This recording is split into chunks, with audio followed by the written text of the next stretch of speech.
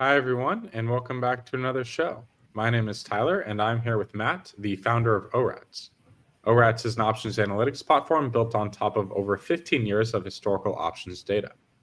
Our dashboard is integrated with Tradier, meaning you can research and discover trades on our platform and then seamlessly send them through to your Tradier brokerage account. Today on the show, we're going to talk about how to use index futures pricing for options valuation. Matt, do you want to share a screen and go over our current positions? Um, I would, but we didn't have any trades. I'm in Panama, my last day here. That explains the Panamanian shirt here. So hopefully the power won't go out. It goes out. We're up in the mountains, so it goes out from time to time, but I think we'll be fine. Anyway, today, we're talking about an interesting, it sounds a little technical, but I think everyone should try to understand it. We get questions and about this, and it's a good thing to know. So we're talking about index options, and those index options, the most popular one is SPX, and its little brother XSP. It's divided by 10, SPX divided by 10, which is the one that I like to trade. And then there's NDX, which is the NASDAQ 100, and the VIX is a cash index as well. And how these differ, there are some very nice benefits to these cash settled options. The big one is that at expiration, you settle into cash. You don't get assigned a stock. So if you were in SPY and you had the 600s expiring and SPY was at 601 and you had a short call, you'd be exercised on that and you'd have short 100 shares of SPY, which is a lot of money that you'd have to come up with. Whereas if you were short the 601 or 600 in XSP, which of course is the SPX divided by 100, so that's about where it trades. You and the stock closed at 601 and you were short the 100s, you would just be responsible for $100, which is that difference. And that $100 would go to the owner of that contract. So, so far, so good, Tyler? Yeah, so cash settled. Cash settled, exactly. Now, there are some idiosyncrasies, some differences that apply to these cash settled options. So the index is just a notional amount, a calculated amount, but it doesn't really trade. So the index is the weighted average usually of the underlyings. So for S&P, there's 500. For NASDAQ, there's 100, and they have all these calculations that go on.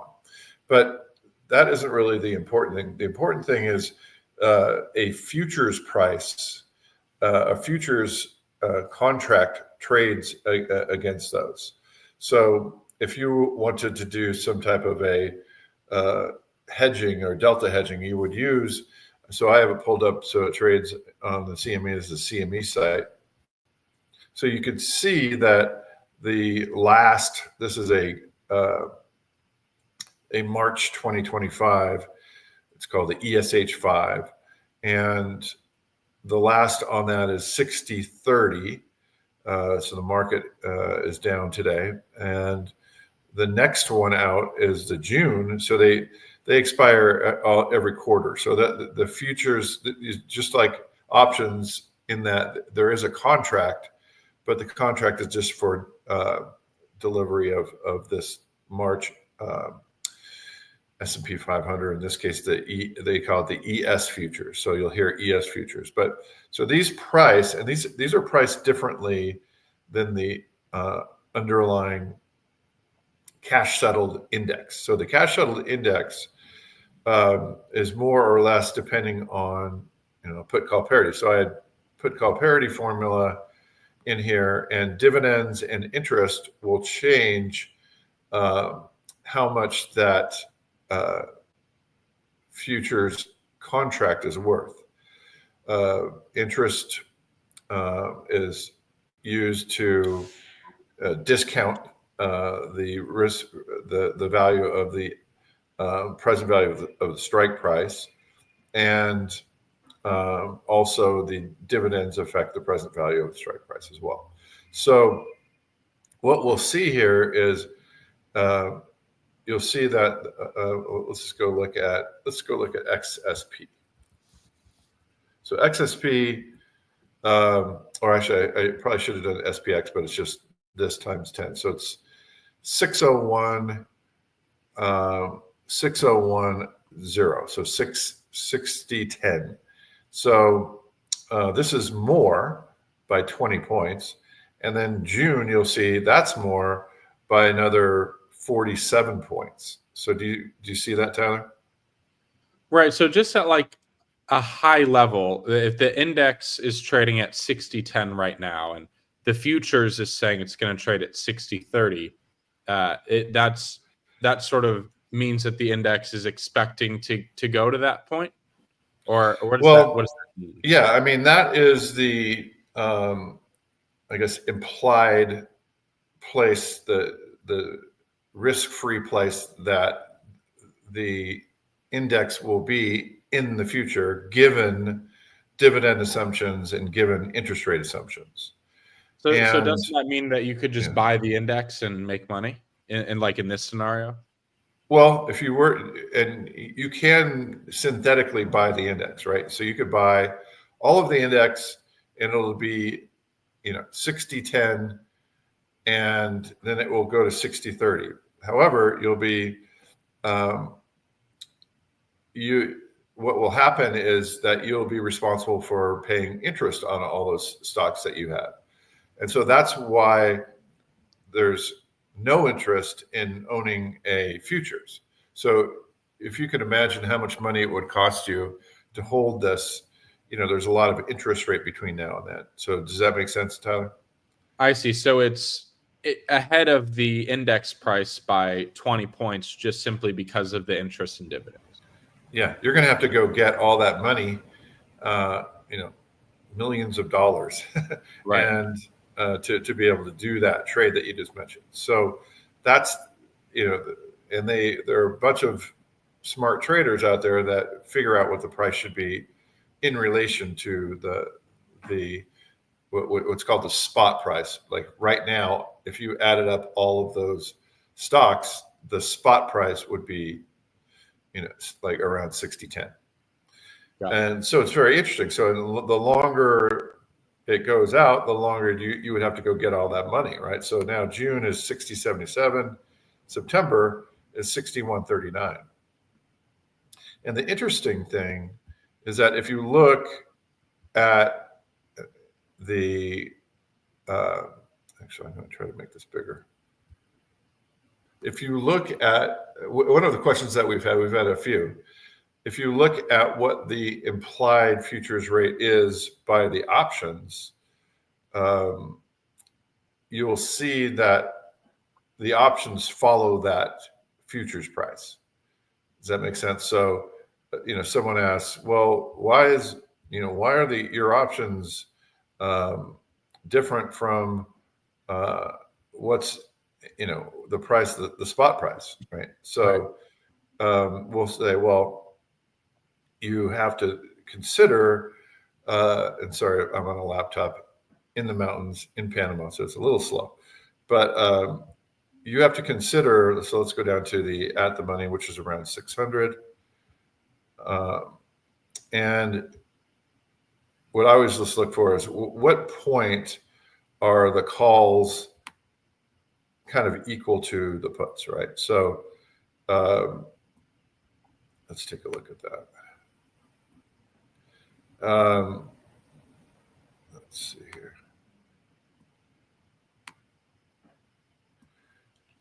So actually, it's not too far out of the money for this March. So let's go look at.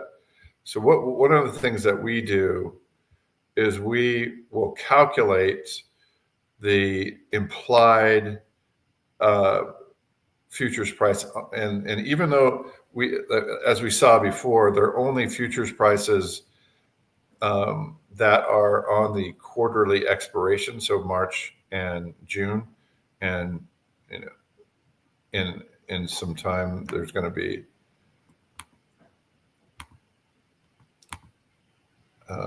September. So you could see this relationship, and that's kind of what we saw earlier. I mean, the market's changed a little bit, but if you recall, these are the relationships. So this is all based on the implied futures price by the options right now. So right. So the options traders are almost on par with the futures traders here in terms of what they're expecting the index price to be. Exactly, and they have to be, because if not, there's arbitrage. And the arbitrage exists, like I said before, you're going to have to go out and find all that money to buy all these stocks. And sure, you'll get some dividends that go against that, but mostly, especially with this higher interest rates that we're in right now, that really changes things in the SPX and the futures prices and all that. So, it's a very important point to understand. Right. Yeah, it's interesting how they're all sort of related in this way, and it's just interesting to see the relationships and how one kind of is there anyone that leads the other, or they're just kind of go in tandem? Are you talking about anyone that leads the other, like the futures prices, or because like it seems like the options might lead the pricing here. Yeah, I mean, there's a lot of liquidity in options, but basically, I mean, when there have been problems, okay, so 1987 was caused, they say, mostly by the futures prices. Someone fat fingered it, meaning sold a ton of futures. And so what traders immediately do is they have these electronic programs that will try to equate all of these markets, because there's, like I said, there's an arbitrage if the futures is different than spot prices. So what happened in 1987 is someone sold the futures price. So maybe they sold it, sold this something near that price, and it went down to, let's just say, 6,000. So now what happens is someone could go do that bucket or basket of stocks. They'll go out and sell that basket of stocks and drive the price down until it goes to 6,000 from 6,023. So the spot price is definitely one of the things, and that's a good question. What's leading and what's following? There's much more liquidity. It's easier to physically trade the futures price, but it has to stand up against all the individual stocks that are out there. So you have, Amazon and Apple and all the things in the S&P 500, and all those. It's a little more cumbersome, but there are definitely funds out there that are able to trade a full basket, and they'll do it for not too much money. And so when the futures starts to move, so will these automatic trading bots will go in and sell equal weights of all the stocks, or at least most of them. Some of them are a little bit illiquid, and they could get 97% done pretty easily. So does that make sense, Doug? Yeah. So thank you for the little history lesson there. I think it's good, for today's traders to have context of how this sort of evolved over time. So if I'm like, we get a lot of people coming to ORATs who only trade SPX, intraday 0DTE options.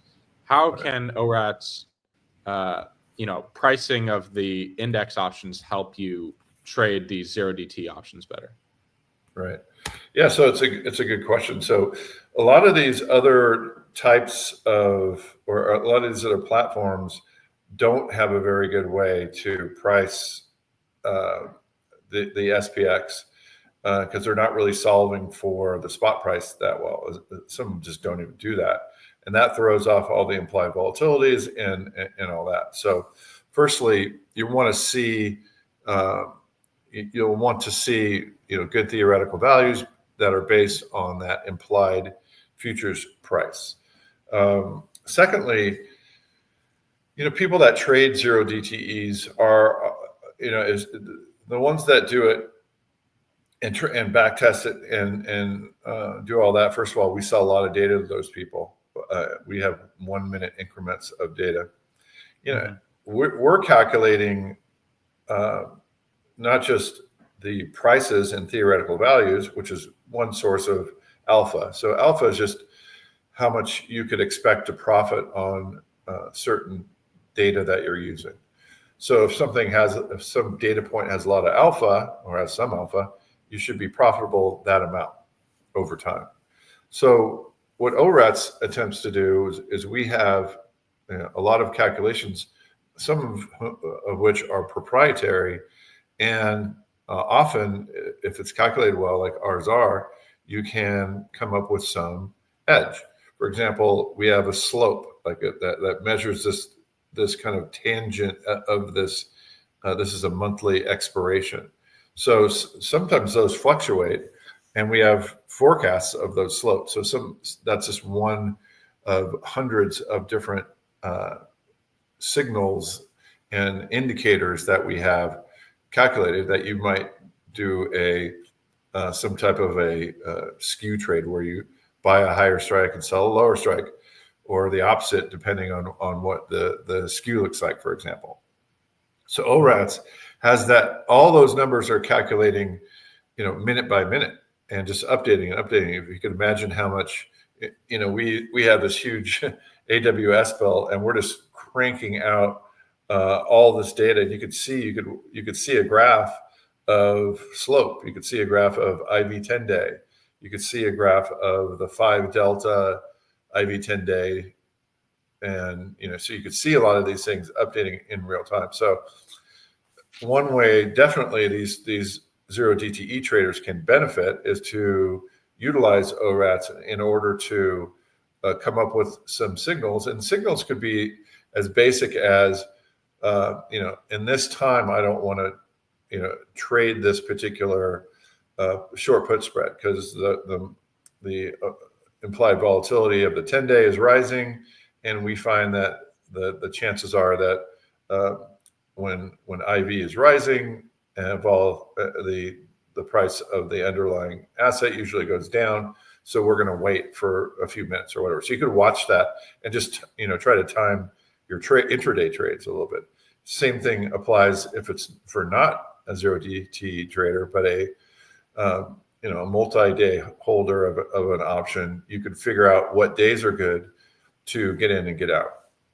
And we have this updating, contango. We have updating implied volatilities, updating forward volatility relationships. So ORATS does these calculations all the time throughout the day and end of day and back to 2007 that you could test on and try to figure out what are good days to get into these types of trades and what are days to avoid certain strategies. And I want to point out one more thing, Tyler. When sometimes we'll do backtest on SPY, and we'll see that there's a difference in the SPY backtest versus SPX or XSP, and what we've shown is that when SPY is exercised, or when SPY closes at 4:00, there is still an opportunity for those holders of the options to exercise those calls or puts, depending if it's beneficial to them.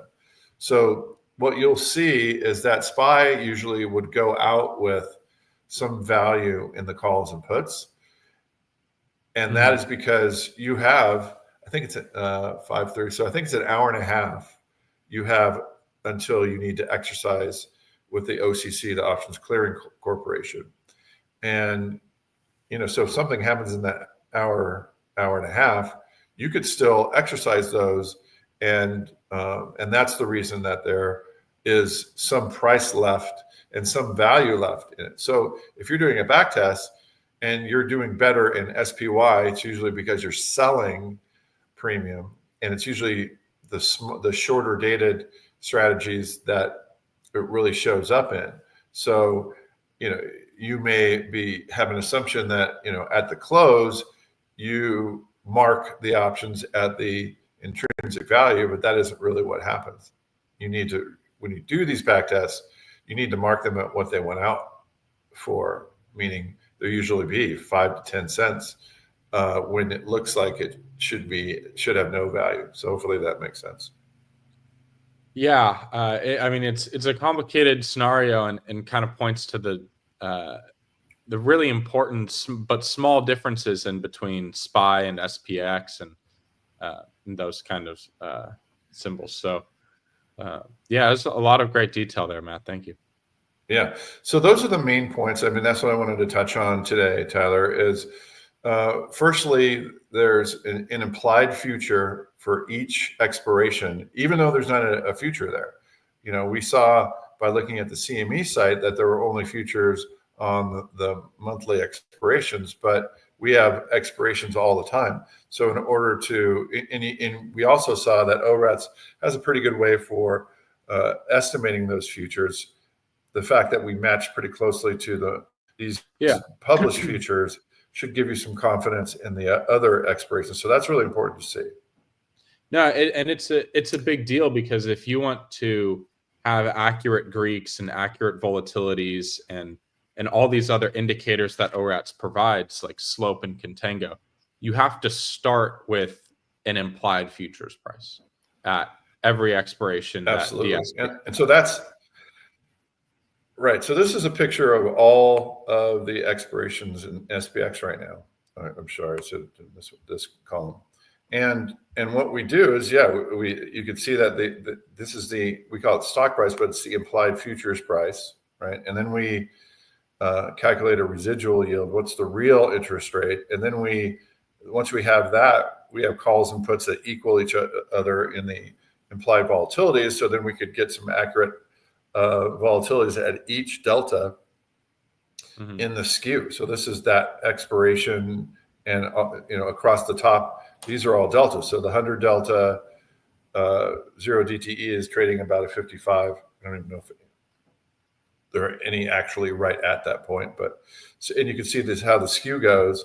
And then I talked about slope before. So here's the slope for each expiration as well. So you might do a calendar slope trade if you wanted to. This is a pretty steep slope, actually. Usually we've seen it since 0 DTEs started trading. One of my theories is that it's made the market more liquid and better.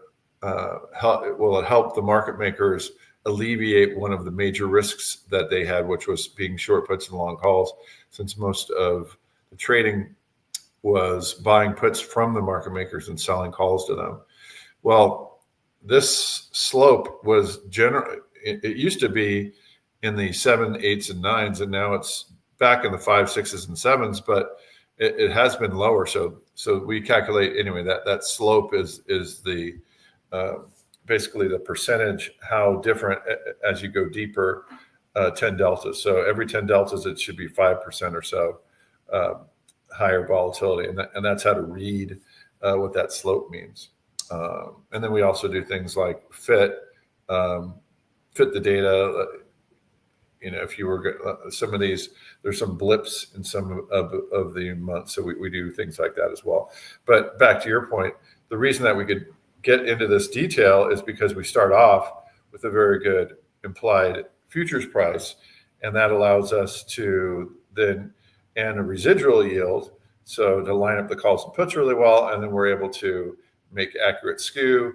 From the accurate skew, then we can calculate the Greeks very well. And so all these things are important to do for traders, especially 0 DTE traders. Great. Thanks, Matt. Yeah, very interesting. It's very important to know all this stuff if you're a SPX trader or a 0 DTE trader, because these values are really important to get right. Cool. Well, yeah, thanks, Matt. Is there anything you want to show? I mean, we're talking about the trade journal lately. We're releasing that pretty soon. Is that right? Yeah. So it's really neat. We're gonna we've teased people before, but now we're about to release the the trade journal. And what the trade journal does is it'll work for your paper trading. And so if you go to paper trading and then trade journal, it'll show you all of the trades and the profit that you've had on those trades. So it's really neat to see.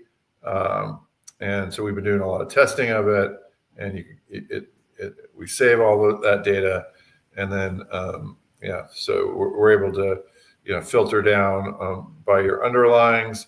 We're able to filter down, and we figure out like what strategies that you had, and we're able to look at all that. So it's pretty cool. Yeah, maybe if you zoom out a little bit there on the screen, Matt, we can see the full chart.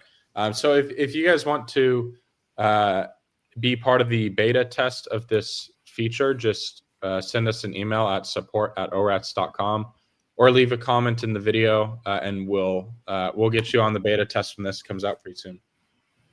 Yeah, like this is how I've done in iron condors, and you can see how you've done it in various underlyings and various strategies. So it's really neat to kind of hone in on when you did well and when you did poorly, and learn from that. That's the key thing for options trading.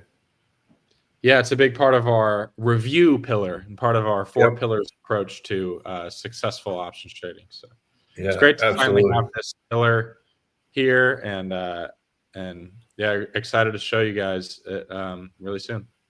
Yeah, I mean, having everything integrated too, because there are firms out there that are trade journals. They don't really focus much on options, but they're, so having the ability to have a trade journal, and then have back testing, have implementation where you could trade through your broker, have risk management where you could see your positions max loss, and then be able to review your trades is critical. So we're really happy to have this, Tyler. Yeah, thanks, Matt. Like Matt said, ORAT's all-in-one platform, review included, coming soon. So if you guys want access to it, just send us an email at support@orats.com, or leave a comment, and we'll get you hooked up to the beta test. Great show today, Matt. Thanks for all the detailed explanations and some history lessons there. It was really insightful. Thank you, Tradier, for hosting us this week, and we'll be back again next Monday. Thanks, Tyler. Thanks, Matt.